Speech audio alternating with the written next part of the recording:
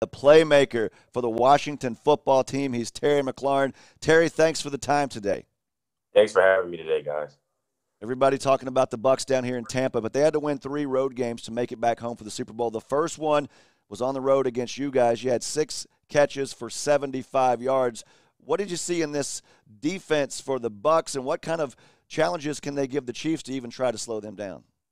Yeah, well, first they pride themselves on stopping the run. I remember preparing for them that week, and that was one of the things that they hung their hat on with Todd Bowles and that defensive crew. At the time, they didn't have Devin Bush, so I feel like they're a stronger defense than they were even when we played them. But they were a defense that were strong up front. Shaquille Barrett, because the guy was just wrecking the game. Jason Pierre-Paul. So they got some guys who could really rush the pass. They got great linebackers, and their DBs have been playing better and better each week. So I'm really interested to see what they do against this high-powered Kansas City offense. Terry, you're a great playmaker, and this game is going to feature some great playmakers on both sides. The Chiefs, those great receivers. Same with the Buccaneers. Tom Brady's got the best weapons he has ever had. Which team are you more impressed by offensively with their weapons? I mean, it's tough to say. I feel like the Tom Brady and the Buccaneers have really gained a lot of momentum since their last game against Kansas City, and I feel like this game was going to be completely different than the game before. But Kansas City, they know what works for them. They have so many playmakers. Their running back Clyde Edwards-Helaire, Kelsey, Tyreek Hill, Hartman. So they got a lot of weapons you got to account for. But I think the difference in this game is going to be obviously the tight ends. I feel like getting GRONK'S involved, because you know about Godwin, you know about Mike Evans and Scotty Miller, who's coming on really strong. And you also got to account for Antonio Brown. So, I mean, there's weapons all over the field, but I think the tight end play on both ends, getting Kelsey obviously involved like they always do, and hopefully getting Gronk involved to see what that dynamic brings to that Tampa Bay offense. Now, going back to your days in college at Ohio State, we're not going to mention the national championship game this year, don't worry. But when you go into a game in college or in the pros, when everybody's saying, hey, this is going to be a shootout, what kind of pressure do you feel as an offensive unit when you think, hey, that other team, when they get the ball, they're going to be putting up some points? How do you address that? What's the mindset knowing, like, we don't have a lot of room for error?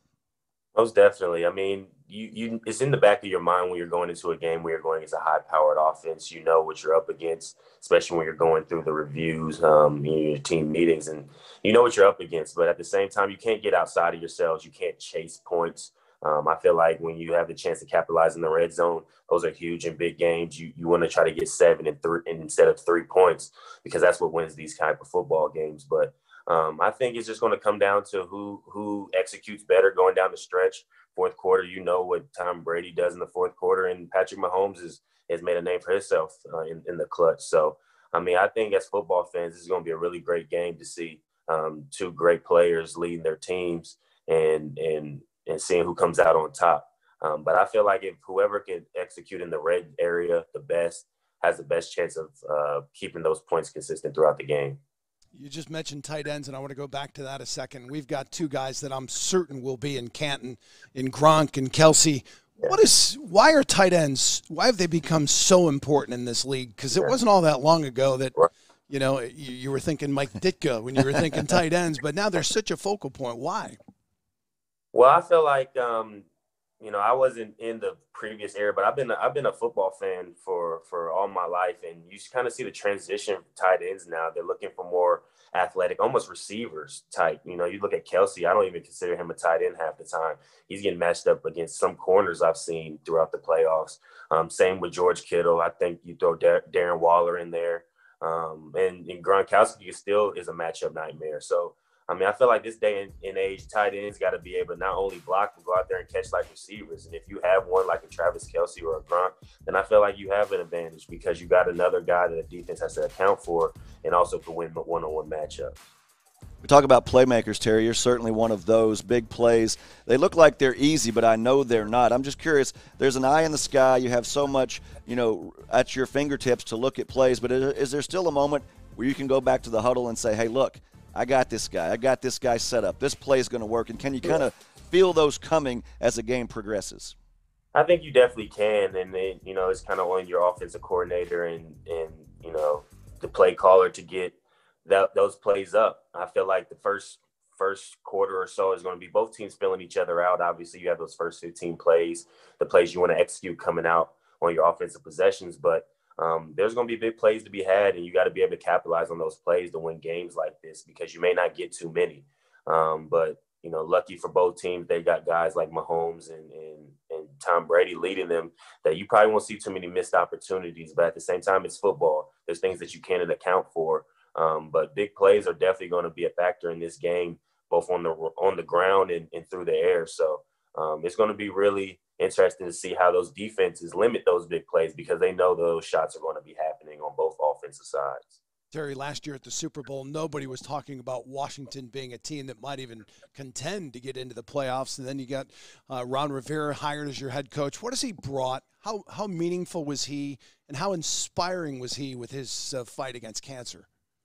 Yeah, I mean, first of all, what he's overcome with cancer now that he's officially cancer-free, you know, it's unbelievable to watch a man who's coming in his first year, trying to gain the respect of the team, but also lead us into a new direction. His cancer treatment, you would almost he almost made it seem like he wasn't going through it. I know it's hard to believe, but he never made it about himself. He had every reason to.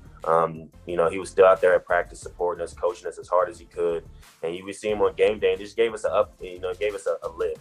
And I feel like when you see a guy like Coach Rivera, who's as tough as he is and what he stands for, it kind of gives you some type of even more accountability to not having excuses coming into that building each and every day to work hard and give the organization and the team your best. But I think we're heading in the right direction. Obviously, you know, a lot of teams didn't see us being where we were this year. We're not just happy with getting to the playoffs. Obviously, we lost to the Tampa Bay Buccaneers, but I feel like we're going in the right direction. We've got a young nucleus of guys. Coach Rivera, with his accountability, his honesty that he brings to our organization, I feel like it's respected, and it is very needed in this day and age to have a guy that you could count on, who's going to give you, you know, the honest to God truth, good or bad. So we're being led by a guy who believes in us, who believes in this organization and what we can become. We know that's not going to happen overnight, and we just got to continue to get back working and come back better even next year. Terry, you mentioned that young core. You're one of those young leaders, named captain in just your second season in the league, deservedly so, but you're just 25 years old, same age as Mahomes. Could you imagine playing this game when you're 43 like Tom Brady? Oh, man. They got a little bit of an advantage on us. They may not get hit as much as us receivers. And I don't even think if I could, I would want to play past 45, personally speaking. But, you know, I want to be able to run around with my kids and do something else in life. But I think it's a blessing. I think it's really cool to see a guy playing past, obviously, his prime and still playing at a high level. I mean, when you look at what he's done over the course of his career and still playing in the Super Bowl with a different team the very next year, I mean, you can't say that he's anything but the X factor when it comes to that effect that he brings coming to a team, kind of similar to how LeBron James is. When you put them on the team, it just makes everyone around them better, makes that team better. And, you know, I think it's a testament to other guys who possibly want to play later in their career. Obviously, they're not Tom Brady, but to see what he's doing at this age, and, I mean, I could truly see him playing until he's at least 45 or maybe even longer, because what he's always done well, he's still doing well. And, you know, what he may be limited in, he knows that, and he still finds ways to execute at a high level, which is really, really impressive. Age is just a number. At least that's what I keep trying to tell myself these days. Hey, Terry McLaurin, number 1 in your hearts, number 17 in the program with the Washington football team. Terry, thanks for the time. Stay healthy, and good luck as you get ready for your third season in the league. Appreciate you guys. You guys enjoy the time down there. Thanks, Terry. Appreciate it. So can he play past 45? What do you think? I mean, who's going to tell him not to? And if he has weapons surrounding him still, this is the best group of weapons he's had around him in quite some time. He knows how to avoid the big hits. He knows how to kind of slide in the pocket. Hey, let him go. But remember, you can't go into the Hall of Fame until 5 years after you stop playing. Brady may be on a walker or a motorized cart getting to the podium to get inducted as a first ballot Hall of Famer. What I see, you know, you asked that question, and I looked at Peyton Manning. It was clear he didn't have the arm anymore. It was time to walk away. You look at Drew Brees, it's pretty clear he doesn't have the arm anymore. It's time to walk away. Brady's still slinging dimes out there. He's throwing darts. He's still got the arm. He's got the desire. He's got the competitive nature. I would not be shocked if he plays past 45. All right, let's bring in our guy, JB. We haven't seen him all day. We miss him. What's up, JB? Hey, guys. Yeah, checking out some of our interactive poll results here, and they're still I'm distracted here because they're still tabulating here on screen, but I want to ask you guys what you think here of these poll results. Do you think Tom Brady can play past 45 years old? 57% of you say yes in our Facebook Live audience, 43% no. So a majority of our Facebook audience, you guys, seem to think that Brady can go now past 45. That means 46, maybe 47 years old. Could Tom Brady actually be playing for that long? I know TB12 and nutrition, that's a very, very important thing in Tom Brady's life. Also worth noting, we asked in the poll question, do you think Tom Brady can play past 45? We didn't say play what. That could be backgammon. That could be, that could be Parcheesi or checkers. But it's we're talking, of course, football, and a majority of our Facebook audience believes that Tom Brady, can do it past the age of 45. Maybe he'll become a kicker like George Blanda. Yeah, he could go the Blanda route. But, yeah, it's all about what JB just said. It's about the nutrition. And, when we were younger, players didn't take care of themselves. That's why you had training camp. You had to get in shape for the season. These guys, 24/7, they're taking care of themselves, and Brady certainly does that. And there's that classic picture of Lenny Dawson at halftime of a Super Bowl with a heater in his He's got a heater, yeah. He's getting it done. Hey, right now, though, what do you say we say hello to Jarrett Payton? It's my favorite time of the day. I thought seeing me was your favorite time, but okay, if you want to give all the credit to Jarrett Jarrett there. Payton time. Jarrett, what do you think? Brady playing past the age of 45? Will he forget to unmute himself for the second day in a row? Oh, wait, he's got a perfect record. The streak continues. I'm so sorry. There he is. What's up, JP? Hi, guys. I love the conversation earlier, and when we're talking about Tom Brady, I think anything's possible. You guys both know, and JB, you know as well, the one thing about Tom is that he takes care of himself. And so if you can do that in this game and you have a good offensive line, you can find ways to be able to stay around the game as long as possible, especially at the quarterback position. And we're talking about a guy that sits in the pocket a lot. He doesn't move. He's not super mobile. He's mobile in the pocket, especially off of play action, but still you don't see him moving out and trying to go get first down. So to see what he's been able to do with Tampa and making that choice to go to Tampa, I think it was a smart move for him, but let's just see what he can keep doing. I don't think he should put a time limit on anything. Let him just keep playing. And he said he'll know when his time is up. And a lot of football players, they don't say that. They're like, I'm going to keep going until, the ride's over. For Tom, I think it's really strategic for him. And I think just watching him, especially this past season and the regular season, man, he is phenomenal. So I think he can keep going as long as he wants to go. Garrett, you think about so many people wondered what would happen without Brady in New England, without Bill Belichick. I think he's answered those questions. But then it raised a whole another slew of questions when you think about New England and Bill Belichick. Obviously, Tom comes out looking a lot better than the Pats did. Yeah, I mean, it was hard. I think that was going to be one of those questions that everybody was going to try to figure out in their head. But, I mean, if you ask Tom, Belichick was a big part of his success in New England. So I think the two go hand in hand, you guys. They have to. But when you have a guy like that who can figure the game out, and I can only imagine their conversations throughout the years that they were together and how they broke down games and how they game planned, and not having that quarterback we saw in New England, it was a big factor. So New England's got to find a way to be able to address that position. And for Tom, it didn't hurt that he went to a team that already had a really good defense. They were waiting to kind of be on that cusp and go to the next level, and now they're in the Super Bowl. And then offensive weapons with Jameis Winston, they just didn't have that quarterback to be able to take care of the football as well, and the mindset of a champion. They have a champion. I think that uplifted everybody inside of that BUCS locker room, especially the skill position players. If you ask those wide receivers, they would say that their juice and mojo went up a couple of notches once Tom walked through the door. All right, you may have noticed our team focus today is the New England Patriots. To let us know their needs, here's our sports director from Yanni Caracas. He is our big game bound correspondent for the Patriots. Hey, I'm Yanni Caracas. It's a big offseason for the New England Patriots, coming off their first losing season since 2000 and the first time not making the playoffs since the year 2008. Now, after some guy named Tom Brady left town, they did not fill that quarterback position to their expectation. Cam Newton was a great fit in the locker room. He was liked by Bill Belichick. He just did not do enough at the position. And the Pats didn't really have a succession plan post Tom Brady. So what do? Do they go through the draft? They have the 15th overall pick. Do they stay there? Maybe move up? Maybe sign a veteran. Now that Matthew Stafford is in L.A., does the QB carousel get going? Does Bill Belichick want to bring in his former QB, Jimmy Garoppolo? So a lot of possibilities on the table at QB.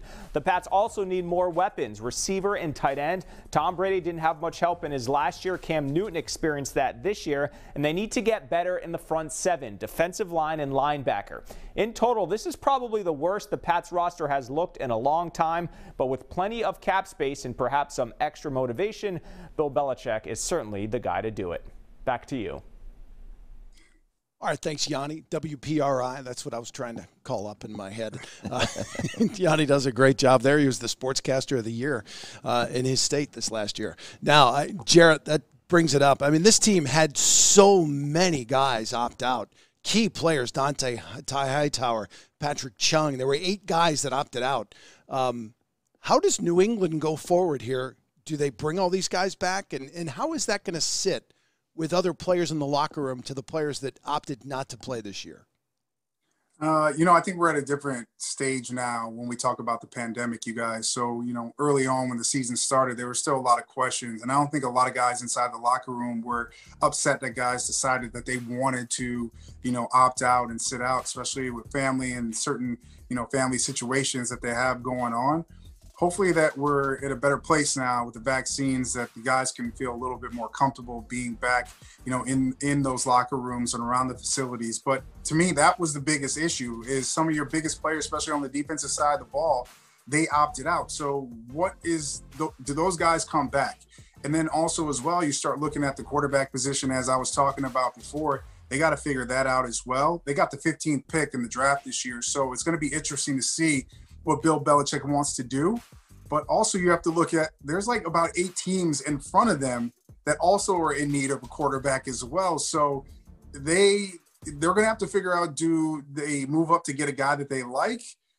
There's, guys like Mac Jones and Trey Lance and guys like that. If they really like those guys, they're going to have to address that. But also, too, there are other positions, like the tight end position, what we've seen, which has been such a fixture in New England's offense. They need to find another guy to be able to come in as well, because that's a big part of what they do in New England. Now, Jarrett, dynasties are a part of sports, not just football, and it's the whole thing. You love them or you love to hate them, but they always come to an end, and sometimes a franchise can have a great run. I mean, this is unprecedented with the Patriots, and it takes a long time to get back, if ever. You think about some of those things over time. Could you imagine a situation where it's a decade-long drought for this Patriot team? Because look at that AFC. A lot of teams have stepped up and upped their game as well. They're not just going to bounce right back, I don't think. Chris, I'm shaking my head no. You know why? I saw that. You know why? The reason why, man, is because it comes down to Bill Belichick. And as long as he's in the game, he's one of the greatest minds in all the sports when you look at coaches. And so, I mean, they went 7-9, you guys. It could have been worse. Like, honestly, it could have been worse with all the things that we were talking about that they didn't have at their disposal. And still they found a way to go 7-9. Hats off to Bill Belichick. And he's a part of picking out the groceries as well. The conversation of what he's been able to do to fill spots and to bring guys into his system. And every team in the NFL, you guys, is trying to figure out how to have a system like what that dynasty had in New England. I think that's still there. He's just got to figure out now with some of the maneuvering and free agency and signing guys that they can figure this thing out. But to know that he's a part of it always gives me a lot of confidence that it won't take as long as a lot of people are thinking. JP, maybe it could have been worse, but 7-9 is 7-9, and you don't hang a banner for going 7-9. No, you don't hang a banner. Hey, Chris, you don't hang a banner, but think about it. I mean, they spent $1 million on Cam Newton, and that, there was COVID issues there. That didn't work out. But still, your defense wins championships, or I say defenses get you to a championship game.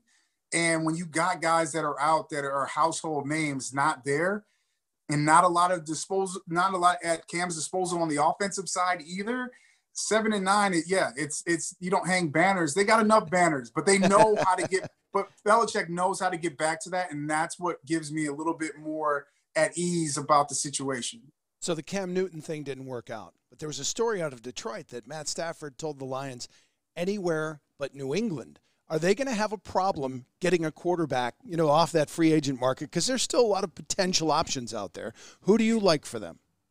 Well, I mean, honestly, it's going to be difficult. I think maybe Matthew Stafford, from some of the things that I was reading, is that he didn't want to have that mystique and that pressure of following up after Tom and bringing things back. But to me, that's like being here in Chicago, man.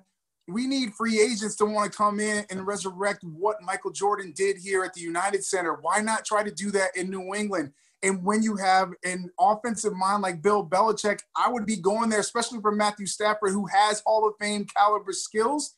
Why not go there? He must know more than we know. Man, perfect scenario for these guys. It would be to find a way to get Jimmy Garoppolo back somehow in that Jimmy system. G. If that could happen, now Chris, you're a little bit further ahead now. A guy that knows the system, knows everything and how it goes. That right there will put you in a situation to be successful and not be in this rebuild mode for that long. And I can't tell you that I think Stafford was probably enough of the Patriot way after those last few years in Detroit with Matt Patricia. All right, let me ask you this. This is the question before we let you go, JP. Are the Patriots in the playoffs, not the Super Bowl, but just back in the playoffs next season? No, not next season. It's going to take I think it's still too hard. I mean, right now, just trying to foreshadow who that quarterback's going to be, and we know quarterbacks are a big part of this league, and if you don't have one, then you're searching for one, and they're still searching for one. So I don't think it's going to happen. And we're just seeing the AFC just get a lot better. It's just going to get it's tougher now. And so they're going to have their hands full. But I don't think it's going to take another decade or anything for them to get back to their winning ways, as long as Belichick is still there coaching the Patriots. Let me write that down. Where's a pen? He says another decade. That division, though, I mean, the Bills are no joke, and Miami's up and coming. Last question I want to throw at you is Tua back? Why is there talk about Tua moving from Miami? Why? What, you mean he's not in Tampa? No? That didn't happen, Call JB. back. It was JB, you had the best poem last year. It didn't happen. Thank you. I think the reason why is because the other guy other than Patrick Mahomes is looking to get out of Houston. And anytime that happens, everybody else is on notice now. It doesn't matter who you have at your quarterback position. If Watson is there and available, every team other than the Chiefs and probably Green Bay and the BUCS right now want to figure out how to be able to get him.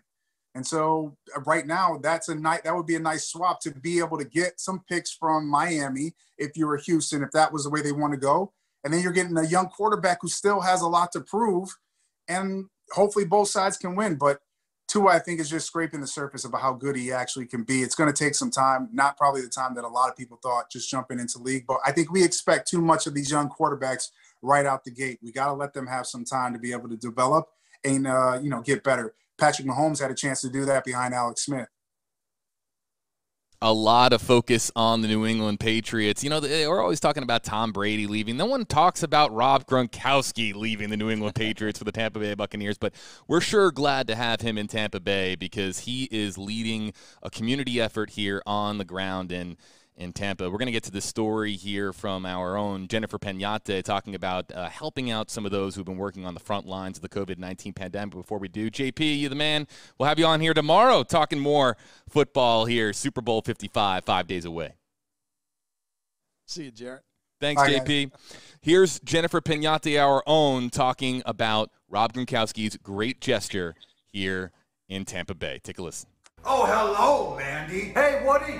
This is champion Rob Gronkowski. I hope you're having a good day. I've heard that you're a pretty big BUCS fan. BUCS fans who've tirelessly helped those fighting cancer also fight COVID-19 inside Moffitt Cancer Center. And we want you there inside Raymond James Stadium cheering us on. The reactions say it all. I was even more surprised because I thought I wasn't going. I was like super bummed about that. Little did Mandy Musk know, this Packers fan turned BUCS fan will now join around 7,500 healthcare heroes from across the nation invited by the NFL as a thank you for their sacrifice during the pandemic. We all get to go for free. Like, that's crazy. And it's really cool. Fellow nurse Woody Nixon's been wishing nonstop to be in the stands for Super Bowl 55. I'm like, please, please. And now, this is wonderful. Gronk's been doing quite a bit of surprising. Last week, these were the reactions of two Advent Health frontline heroes who also learned they'd be at the big game. That's awesome. Nixon and Musk have their own message for Gronk and the entire BUCS team. Way to make history, guys. First time a home team is the actual home team. Say, let's get the GOAT.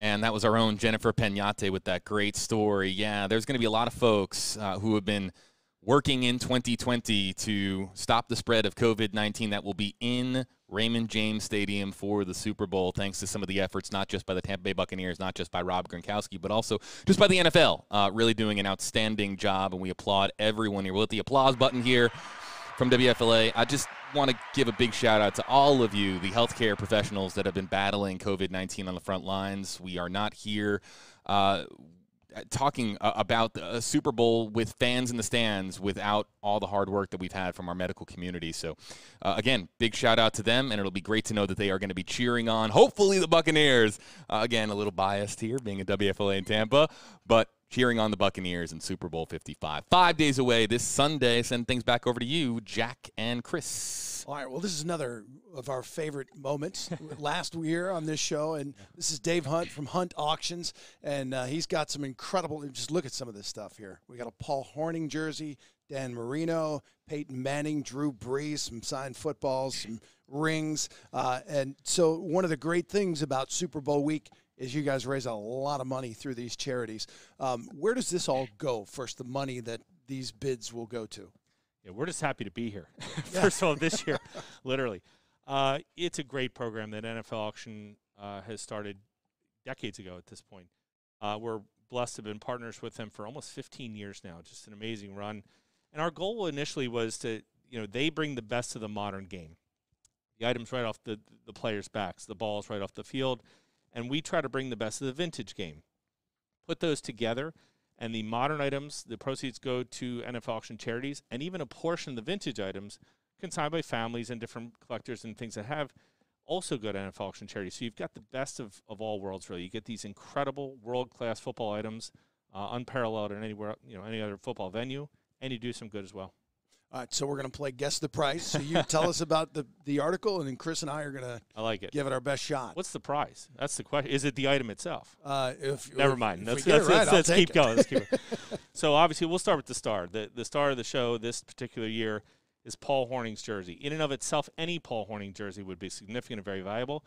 This one's a little bit different, a little bit more special. It was actually given to his godson originally, and it was worn by Paul Hornung in Super Bowl I. Now, before everybody goes on Twitter, he did not play in Super Bowl I. It was the one game he was injured, couldn't play, but he wore it. He's pictured in the sidelines. And how do we know that?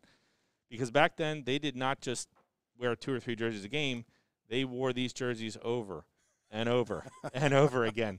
They would restitch them. So this has actually been photo matched to Super Bowl I on the sidelines, the NFC Championship game that year, and even previous games before that. So just an incredible piece of history. So there's your – what's the estimate? What do you think? We're going to start, Chris. You give the Who's going to start? For the Golden Boys jersey, I'm going to say $20,000. Now, does this – No phones allowed, by the way. I don't know. Left my phone behind. He can't go $20,000 and $1, can There we he? go. Oh, come on. Okay. I've played Let's Make a Deal at home before. Right. All right, now, does this go up in value in a year where we lost him? No. Paul Hornung's legacy is obviously ingrained within the game of football, and this is just so much more elevated, I suppose, because it was worn in that inaugural Super Bowl. It just adds a lot of history to it. Jack Stalling. 40,000. All right. Wow, I said $20,000. We got a winner right over here. Wow, he makes more money than I do, so that's where he rolls. It's already actually at 50. The estimate's 50 to 100,000. It's already at 55,000 now, and we're 5 days away from the auction. So if people want to bid on these, how do they do that? Yeah, if you go to huntauctions.com or the NFLauction.com link. Obviously, we can't have a live auction this year because of COVID, but the items are on display live at the NFL Experience, Super Bowl Experience. I'm sorry, but you can go to see all these items online and bid as well. What was Chris's guess again there? What was Chris's guess? 20 grand. 20 grand. Thank you. Thank you very much. Yeah, I'll have that ready to go in case you guys are off base that much again here. Ready to go with the sound effects. I don't have any GameStop stock that I could blow right now. Thanks for playing, Chris. Thank you. We've got a nice parting gift on the side. side. All right, since Chris is from Indy, let's talk about Peyton Manning. Yeah, incredible jersey as well. Now we're going to go more modern. This was a late addition to the sale, which we sort of have each year because people know we're doing this. This is not only a Peyton Manning game-worn jersey, but it was worn to throw his 70,000th yard pass, which at the time, there's, I guess, 3 players that have done it or 4, but inscribed and used, and again, photo matched that game. Just an amazing piece of history, and obviously Peyton, one of the most legendary quarterbacks in NFL history, but one of the most popular also, just an iconic figure. So here we go. Right. No pressure, Chris. No pressure being from Indy. I'm going to say people started collecting these things long after Horning, so maybe not as rare. I'm going to stick in the same ballpark. I'm going to say 25 grand for Peyton Manning's jersey. All right, I'm going lower, and I'm going to go 18,000. Now, did you do some research on this? Fitting. I did not. I said 25. Let's see. Right. No phones again. I'm just making sure. The estimate is 40 to $60,000. So you're both. Well, I guess technically, I won. Thank you. Won. Technically, it is currently actually at 18,000 now. So we'll let you guys decide that. But a great jersey nonetheless. All right, let's Drew Brees. This could be his last year in the National Football League. It could, and this is going to be interesting from a speculation standpoint because if it is, this is going to be one of the last jerseys he wore. This was from this season, again, right from NFL auction.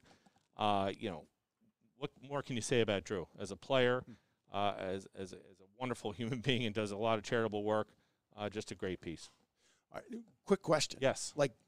Did this come from Peyton Manning? Does Peyton Manning have the ability to keep that jersey on a day that he throws for the 70,000th yard, or does the NFL take it from him? No, every situation's a bit different. Some of these go right to the NFL auction program. Some go to the players. Some go to collectors. Some go to a team where they're switching jerseys with other players. So it's a little bit different for each particular item. All right, so I'm going to steal Chris's thunder and go 23,000 for Drew Brees. What was the significance of that game? Did he wear it in a particular game? Nothing significant about the game, but during this final, what could be his final season. Okay. I'm going to go $30,000. Final bid. I like the aggressiveness of that particular one. I want to sound confident even when I'm wrong. The estimate is 20 to 30,000. Thank you. I'm right there. I'm so right we there. Go right over here. It's right in the middle of it. Yeah,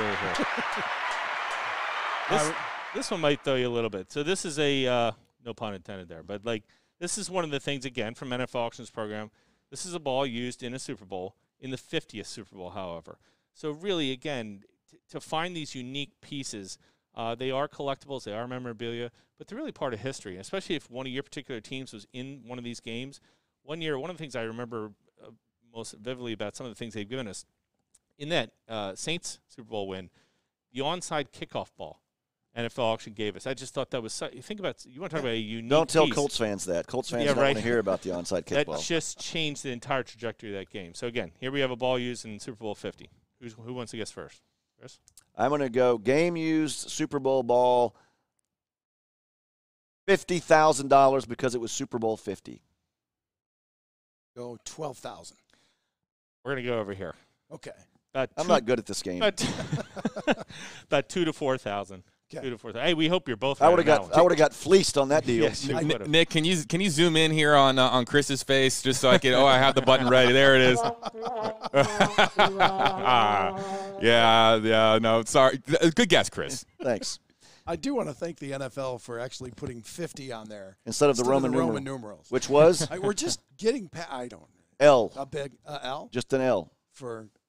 Yeah, they didn't want to go L for loser like me, so it was just they went 50 on that one. Yeah, Super Bowl doesn't have the same ring to it. It's just a little weird on the iconography. Maybe a ring. Let's switch it up a little bit. 1958, Baltimore Colts, greatest game ever played. George Shaw, player on the team. Okay.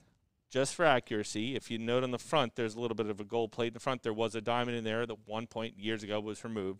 So it's obviously his original ring, but just has a little bit of restoration. Want to make sure all the game participants have all the information they need. Okay. For a ring that doesn't, it's missing the diamond. Technically, yes. $7,000. $11 million. I'll go $5,000. That's my final bid. That's tight. 7 to 10,000. Ooh. I think he makes up the numbers, so Jack wins. Applause button for Jack. We had an agreement before this segment. Hey, whatever Red says over there, just tell him I won. So that's I understand how it is. Interesting. Right. This looks like a really old football. Yeah, back to the vintage items. Really unique piece. And, again, was given by Paul Hornung to his godson. Actually signed on a side panel here from Paul to him. And the autograph adds a little value just for the history, but just a vintage football from that period, from the 60s, would be valuable in and of itself, in the hundreds. This is a ball attributed to have been used in the inaugural Super Bowl in 1967. So I think there's about 3 or 4 known. There's 2 in the Hall of Fame that we can tell. Just in a really, really cool and unique piece. Now that ball, and we were talking about Tom Brady. Does that ball look a little deflated to you there? Oh, I could not resist. Slinger. Couldn't resist. There's always one. There's always one. I'm going $75,000 from the autograph, because of the autograph and because of the potential it was used in Super Bowl I. $75,000. First thing I want to say is I wish I was Paul Hornung's grandson or godson, because he really treated him well. But I'll say $60,000.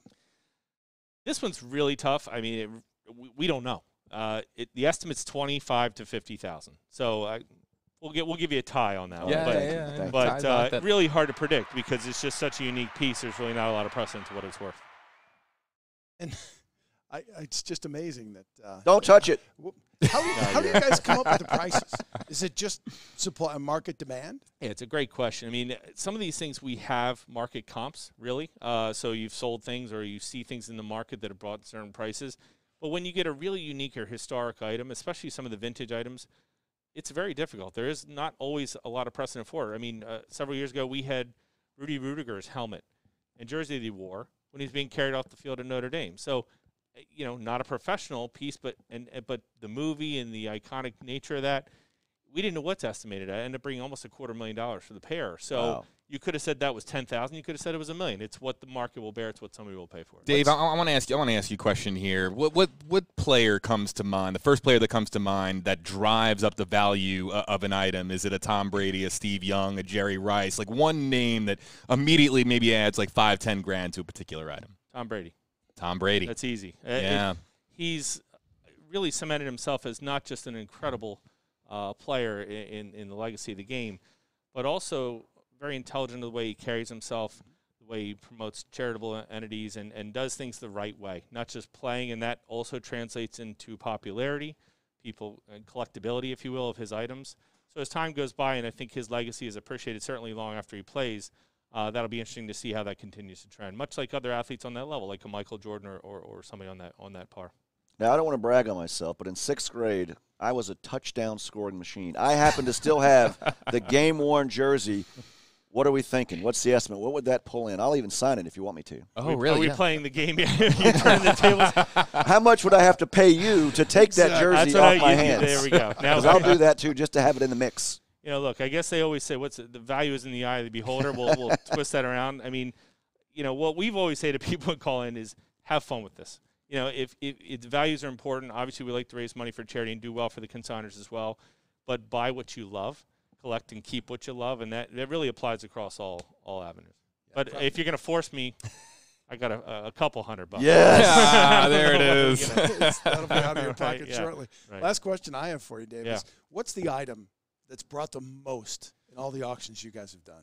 This is our 31st year doing this, and we've been blessed to work with a lot of players, their families, and Babe Ruth. We quite literally worked with Babe Ruth's family almost 2 years ago now, and we had the auction at Yankee Stadium, and there was a Ruth uniform, a Ruth jersey that was from 1928 to 30 that was consigned to us and brought $5.64 million. Whoa. Which to date is the highest amount price paid for any American sports artifact, card, memorabilia piece ever. So we're not only proud of that, but that was fun. To be able to be on Yankee Stadium, we walked down home plate and did a photograph with Babe Ruth's grandchildren by home plate with that jersey. That's going to be tough to top. I don't know how I'm going to top Dave, that. how do you spell Babe Ruth here? I just want to see. I don't know how much I can get for this mug, this travel mug here, but yeah, that's as a big Yankee fan, that is incredibly cool to hear. Yeah, it was fun, once in a lifetime thing. Yeah. I've only seen pictures of those things, but was that like just full on wool? Yeah, they're heavy wool, and in fact, you see the sleeves are always sort of choppy and cut off because they were long sleeve. And playing St. Louis in August in a long sleeve wool uniform, and see what you're going to do about July, or I'm saying September, you're going to cut sleeves off. So yeah, really, really special piece. It was, and to do it right there in Yankee Stadium, with the history surrounding it and his family involved, it was an honor for sure. Dave Hunt from Hunt Auctions, always great to see the stuff you bring each year. Is just as a sports fan, just awesome to see and just look at. And I just, I wish I could make some really good bids. Yeah, thanks. I can't say it enough. I think the NFL has done a really incredible job. I know everybody's sort of saying it, but to be able to pull this event off here in the midst of COVID and give us all a little bit of hope in a tough year, they've been great and safe, and we're thrilled to be here. Big round of applause for Dave Hunt and NFL Auctions and Hunt Auctions joining us here. I think this is the third year in a row, you guys, on Big Game Bound. Big Game Bound continues streaming all week long here on this website, social media platform, or app. Wherever you're watching from, we'll be back here 1 o'clock all week long. We also have our Super Bowl Day special that's going to be from hopefully out on the balcony here. Let's show the weather here one more time as we wrap up the show here. Beautiful. Hopefully this wind dies down and we're back out here on the balcony. We think tomorrow. That's what our WFLA Storm Teammate Max Defender 8 meteorologists are saying, at least. So we hope to join you from our set on the balcony here overlooking the Riverwalk, the beautiful Hillsborough River here in downtown Tampa tomorrow at 1 o'clock on Big Game Bound. More great guests. I'd like to thank Jared Payton, Terry McLaurin, and Dave Hunt for joining us here on this edition. Folks, we'll see you at 1 o'clock Eastern, 12 o'clock Central tomorrow here on Big Game Bound.